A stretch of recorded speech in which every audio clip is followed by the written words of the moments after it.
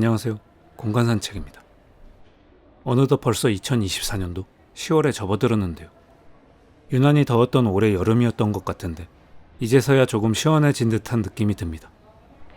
봄, 가을이 산책하기에 가장 좋은 계절인데 여름이 길었던 만큼 가을은 짧을 테니 부지런히 산책을 다녀야겠습니다. 오늘은 서울 지하철 5호선 서대문역 7번 출구에서 인사드리겠습니다. 7번 출구에서 나와 바로 오른쪽으로 가겠습니다. 앞서 말씀드린 것처럼 가을은 산책하기 가장 좋은 계절 중 하나인데요. 한낮의 햇볕은 조금 따갑기는 하지만 그래도 습하지 않고 또 자연 속을 걸으며 알록달록 예쁜 단풍들도 볼 수 있으니 그래서 많은 분들께서 가을 산책을 좋아하시지 않나 생각합니다. 하지만 아직 단풍이 들 시기는 아니기 때문에 오늘은 청명한 가을 하늘과 함께 가끔씩 불어오는 시원한 바람을 맞으며 서울 도심에 위치한 동네를 가볍게 산책해 보려고 하는데요. 높은 빌딩 숲 사이에 위치한 유서 깊은 건물들과 함께 서울 도심 한복판이라고는 믿기지 않는 오래되었지만 이제는 곧 사라질 동네를 둘러보려고 합니다. 보도를 따라 계속 직진해서 작은 횡단보도를 하나 건너고 우측에 경찰청을 지나 길 끝까지 와서 컴포즈 커피를 끼고 오른쪽으로 돌면 오늘의 첫 번째 목적지에 도착하게 되는데요. 이곳은 서울 서대문구 미근동에 위치한 서소문 아파트입니다. 여러분, 혹시 우리나라 최초의 주상복합 아파트가 무엇인지 알고 계시나요? 오늘 여기로 왔으니 당연히 서소문 아파트겠지. 아니다 이놈들아. 내가 그렇게 쉽게 문제를 낼 것 같냐? 지금 보고 계신 서소문 아파트가 최초는 아니고 예전 영상에서 소개해드렸던 세운상가가 1967년에 지어진 우리나라 최초의 주상복합 아파트인데요. 최초는 아니지만 서소문 아파트도 굉장히 오래된 주상복합 아파트 중 하나입니다. 서소문 아파트는 1971년에 지어져 50년이 넘은 건물로서 앞서 말씀드린 세운상가 그리고 낙원상가 등과 더불어 옛 서울의 건축물을 대표하는 오래된 건물이라는 인식만 남아있지만 우리나라 최초의 선형식 아파트이자 또 연예인 아파트라고 불렸을 정도로 당시로서는 굉장히 고급 아파트였습니다. 이 서소문 아파트는 또 굉장히 특이한 점이 있는데요. 그것은 바로 하천 위에 아파트가 지어졌다는 것입니다. 예전에 이곳에 흘렀던 작은 하천인 만초촌을 복개한 후 그 위에 아파트를 세웠는데요. 그래서 아파트의 모양이 하천의 형태를 따라 선형식으로 지어진 것이었죠. 그렇기에 지목이 천으로 분류되어 아파트 소유주들은 건물에 대한 소유권은 있지만 대지에 대한 소유권이 없으며 토지 재산세가 아닌 하천 점용료를 내고 있다는 사실입니다. 반백살이 넘은 건물이기에 그동안 재개발 이야기가 없던 것도 아니었지만 하천 위에 건물을 짓지 못하도록 건축법이 바뀌었기에 개발이 어려워져 이러지도 저러지도 못하면서 노후화만 가속화가 된 것이었죠. 한때 보존에 중점을 두고 서울 미래유산 후보로 꼽히기도 했었지만 2021년 도심 공공주택 복합사업 후보지로 선정되면서 개발의 불씨를 지폈었는데요. 하지만 대지 지분이 없는 서소문 아파트를 개발 대상에서 제외하자는 주민들과 그래도 지역 개발을 위해 함께 개발해야 한다는 주민들 간의 의견 차이가 좁혀지지 못한 결과 주민들의 의사에 따라 사업 추진이 공식 철회되었습니다. 하천을 덮고 아파트를 올리다 개발 정책의 상징적 성과로 빛나던 시절부터 이해관계가 바뀐 법규로 인해 낙동강 오리알 신세가 된 현재까지 흥망성쇠를 거치며 서울의 역사와 시대상을 고스란히 담고 있는 서소문 아파트에 한 번쯤 방문하셔서 흘러간 옛 추억들을 떠올리고 가시면 좋을 것 같습니다. 이제 서소문 아파트를 뒤로하고 다른 곳으로 이동하려고 하는데요. 아파트의 끝까지 와서 왼쪽으로 가겠습니다. 다음 목적지까지는 도보로 1분 정도만 가면 되는데요. 시원한 가을 바람을 맞으며 조금만 걸어가다 보면 바로 앞쪽에서 만날 수 있는 이곳은 미근동 땡땡거리라고도 불리는 서소문 건널목입니다. 서소문 건널목은 지난 영상의 백빈 건널목처럼 서울에서 볼 수 있는 몇 안 되는 철도 건널목 중 하나인데요. 이곳은 하루에 약 550대의 기차가 지나가는 곳으로 전국의 철도 건널목 중 하루 교통량이 가장 많은 곳입니다. 서소문 아파트 바로 옆에 위치하고 있으니 서소문 건널목에도 오셔서 땡땡거리는 소리와 함께 정겨운 풍경도 함께 보시고 가시면 좋겠네요. 이제 서소문 건널목을 뒤로하고 다음 목적지로 향하겠습니다. 다음 목적지도 이곳에서 굉장히 가까운 곳에 위치하고 있는데요.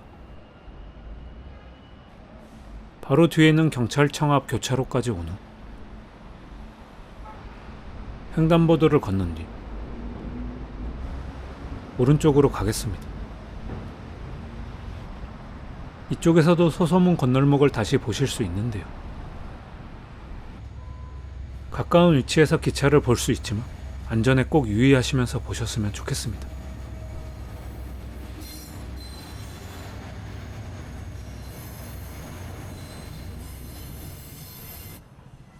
기차를 실컷 구경했으니 이제 다음 목적지로 이동하려고 하는데요. 다음으로 산책할 곳은 이곳 서소문 건널목 바로 옆에 위치한 서소문 역사공원입니다. 서소문 역사공원에는 서소문 성지 역사박물관도 함께 위치하고 있는데요. 그럼 이제 공원으로 들어가 보겠습니다. 지금은 영상으로 보시는 것처럼 시민들이 편하게 이용하기 좋은 공원이지만 사실 이곳은 아픈 역사가 숨겨져 있는 곳이기도 한데요. 바로 이 장소가 조선시대 한양의 대표 공식 처형지였습니다. 특히 조선시대 때는 천주교인들에 대한 박해가 굉장히 심했는데 이곳에서 많은 분들이 순교하셨고 그래서 이곳이 한국 최대 순교 성지가 된 것이었죠. 이를 기리고자 1984년 서소문 공원 안에 순교 성지가 조성되었고 1999년에는 지금 보시는 순교자 헌양탑이 세워졌습니다. 그리고 2019년에는 공원 리모델링과 함께 서소문 성지 역사 박물관이 공식 개관하였는데요. 사실 이곳은 천주교인들에게는 유명한 곳이지만 천주교인이 아니어도 누구에게나 열려있는 곳이기에 가벼운 산책을 하기에도 좋은 곳입니다. 곳곳에 마련된 나무 그늘 및 쉼터와 함께 계절감을 느낄 수 있는 아름다운 식물들, 그리고 가을의 청명한 하늘과 함께 넓게 펼쳐진 잔디밭은 도심 속 바쁜 일상을 살고 있는 우리들에게 잠시나마 여유를 안겨주는 공간이 아닌가 생각됩니다. 아픈 역사를 가지고 있는 곳이지만 지금은 이렇게 시민들에게 편안함을 제공하고 있는 공원이 되었으니 구독자분들께서도 이곳에 오셔서 휴식도 취하시며 우리나라의 역사도 되짚고 가는 시간을 가지셨으면 좋겠습니다. 잔디밭을 지나쳐 공원의 반대편으로 가면 이렇게 역사 박물관으로 들어가는 입구를 보실 수 있는데요. 박물관 쪽으로도 한번 가보겠습니다.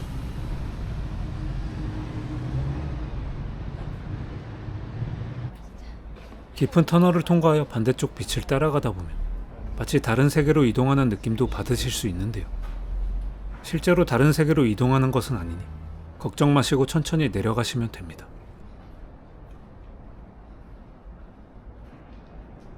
터널을 통과하여 길끝에 다다르면 푸른 하늘과 대비되는 붉은 벽돌의 웅장한 건축물을 마주하게 되는데요.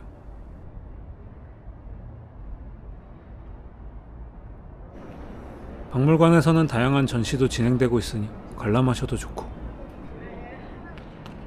전시를 구경하지 않으셔도 이색적인 박물관의 풍경을 보실 수 있으니 꼭 이곳에 들르셔서 붉은 벽돌 건물을 배경으로 한 멋진 사진도 남기고 가셨으면 좋겠습니다. 여기서 사진을 찍으시는 분들은 58,000명 정도 보았습니다. 아, 하루에 본 건 아니고요. 전 여기 자주 오거든요. 참고로 박물관은 월요일이 휴관이니 이 점 참고하셔서 다녀오시기 바랍니다. 이제 다시 깊은 터널을 통과해 현실 세계로 아니 공원으로 올라간 후 공원을 나와 왼쪽으로 가겠습니다. 다음으로 산책할 목적지도 이곳에서 아주 가까운 곳에 있는데요. 다리를 건넌 후 바로 오른쪽에 보이는 횡단보도를 건너고 횡단보도를 건너 오른쪽으로 가겠습니다.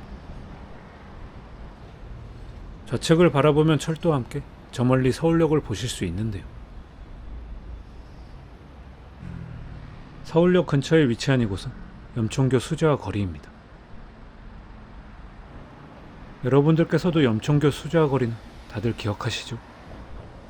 저도 어렸을 때 와보고 굉장히 오랜만에 다시 와보는데요. 예전에 비하면 규모도 굉장히 많이 줄어들고 이곳을 찾는 사람들도 거의 없었습니다. 이곳에 있던 상인들이 성수동으로 많이 옮겨간 것도 있겠지만 요즘은 수재화를 찾는 사람들이 많이 없으니 어찌 보면 이 또한 시대의 흐름에 따른 결과가 아닌가 싶은데요. 썰렁해진 거리를 보며 씁쓸해진 마음을 뒤로 한 채 계속해서 길을 따라 가겠습니다. 수재화 거리의 끝까지 온 후 횡단보도를 건너고 한 번 더 횡단보도를 건너겠습니다.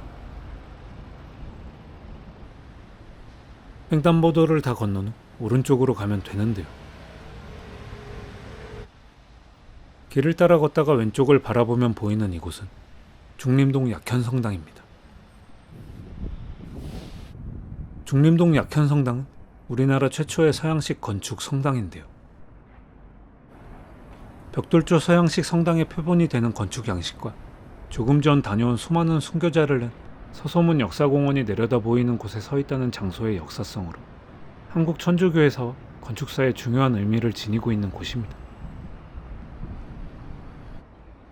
이국적이고 아름다운 외관과 내부로 인해 성당 결혼식을 올리는 분들께 가장 사랑받는 곳이라고도 하는데요.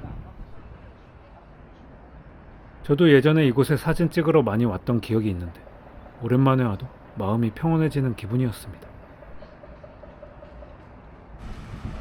이제 약현성당을 나와 왼쪽으로 가겠습니다. 조금만 직진한 후 바로 나오는 골목으로 들어가면 다음 목적지가 나오는데요. 이곳은 성요셉 아파트입니다.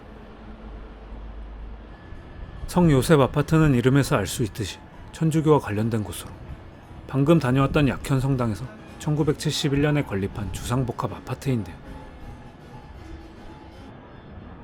이 거리는 실제로 와보시면 영상으로 보시는 것보다 훨씬 더 아늑하면서도 독특한 분위기를 느끼실 수 있습니다. 아, 역시 저만 이 분위기가 좋았던 게 아니었네요. 이 작은 골목이 대한민국 공간문화대상에서 우수상을 받았더라고요. 길을 따라 길게 늘어선 오래된 아파트, 그리고 좁은 골목과 옹기종기 모인 작은 상점들이 어우러져 독특하면서도 고즈넉한 분위기를 자아내고 있었습니다. 이 좁은 골목을 걷는 것만으로도 여행을 온 기분이 들기도 하더라고요. 주말에는 이곳에 데이트하는 분들도 많으신데요. 여러분들도 사랑하는 분과 함께 이곳에 오셔서 즐거운 시간 보내고 가셨으면 좋겠습니다. 먼저 여친이 있는지부터 물어보는 게 예의 아닌가요? 성요셉 아파트에서 길을 따라 끝까지 올라오니 조금만 걸어가면 작은 집들이 옹기종기 모여있는 오늘의 마지막 산책 코스에 다다르게 되는데요.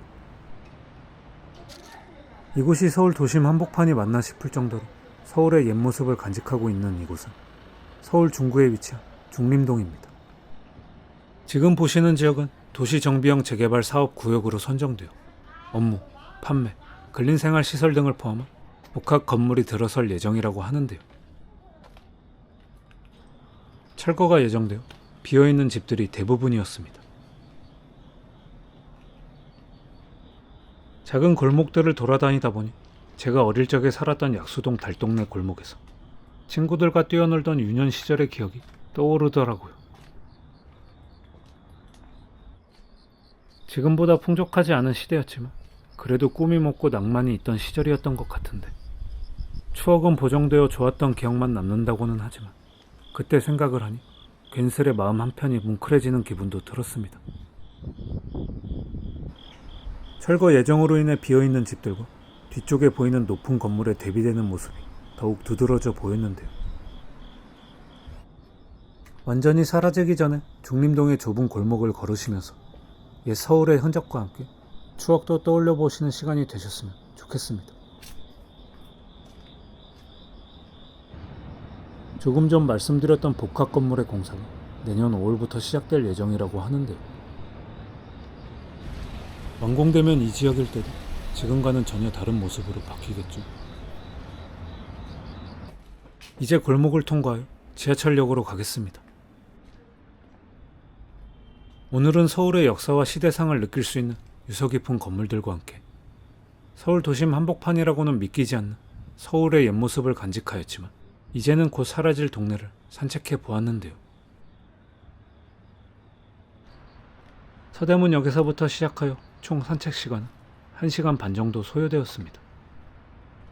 오늘 소개해드린 곳들은 서로 가까운 곳에 위치하여 전부 연계하여 다니기 좋은 곳이니 시원한 가을바람과 함께 천천히 걸으시면서 중간에 커피도 한잔 하시며 즐거운 산책 되셨으면 좋겠습니다. 골목을 나와 오른쪽으로 돌면 서울 지하철 2호선 충정로역 4번 출구에 도착하게 됩니다. 다음에도 좋은 산책 코스로 찾아뵙겠습니다. 시청해주셔서 감사합니다.